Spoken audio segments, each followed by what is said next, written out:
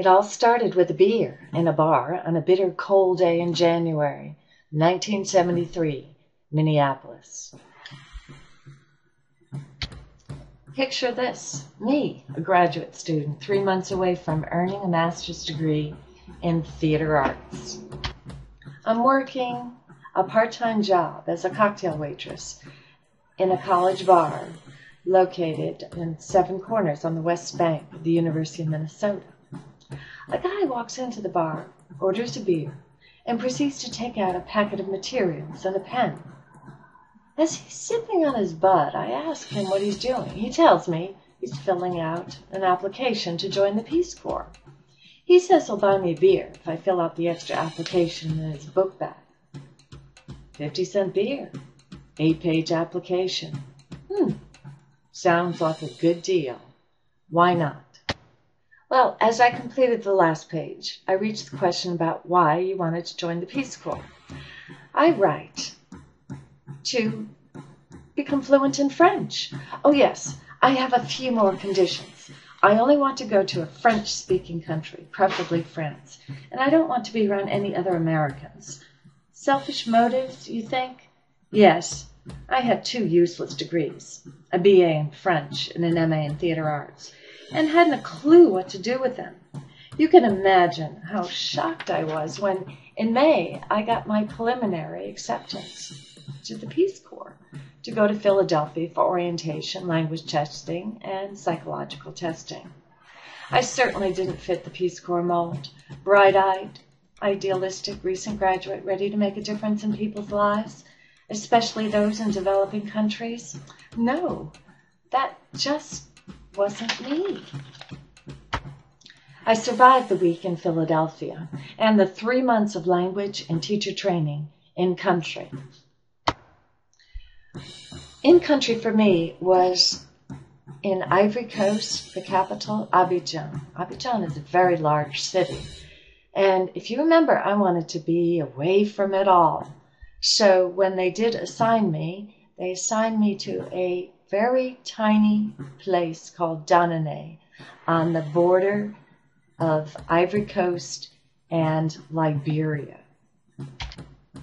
Here it gives you a little bit of a better idea. Here's Abidjan here, and Danane is right over here. And here is the Liberia border right here. So Danane is right on the Liberia border. An English-speaking country, Liberia, French-speaking, Danane. This is a typical street in Danane. Remember this hill, climbing this hill, this dirted road, gutted during the rainy season. And if you climb the hill and go about a block to the right, this is where the school was located. I was assigned to the Collège d'Enseignement Général, or the CEG. I was to teach English to, they were between the ages of 12 and 17. They were Ivorian boys and girls. A lot of boys, very few girls.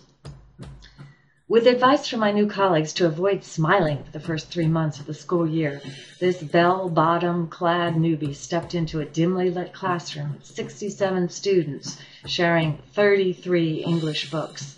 These books all about 2 people called Madeleine and Jean.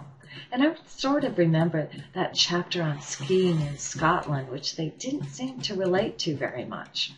Well, capitalizing on my theater, directing, and acting classes, we sounded like a Greek chorus as we chanted our names and greeted our classmates in English. We role-played 33 people playing speaker A and 33 people playing speaker B. I was that foreigner to most. Hey, to Bob. I was teacher to others and friend to Bamba and Cassio and Clément and the families. I still remember random phrases in Yakuba like "Ado kan kode," which means I'm going to school, and still can chuckle at my big faux pas to the village chief when my intonation was off, and rather than saying, "I hope the moon shines brightly on your you tonight. I instead said, may your male organ grow big tonight. Oh dear. Music from Zaire, sauce arachide, plantain bananas, palm wine gatherings, beignets and baguettes, evenings spent on my porch visiting with Bamba, Théophile, Clément, and Antoine. My world got bigger in 1973, thanks to my students, their families, and my colleagues from Upper Volta, Mali, Canada, and yes, even France. A tiny little village, 36 years later. Well, I remain a teacher, and I continue to work at my art and my craft.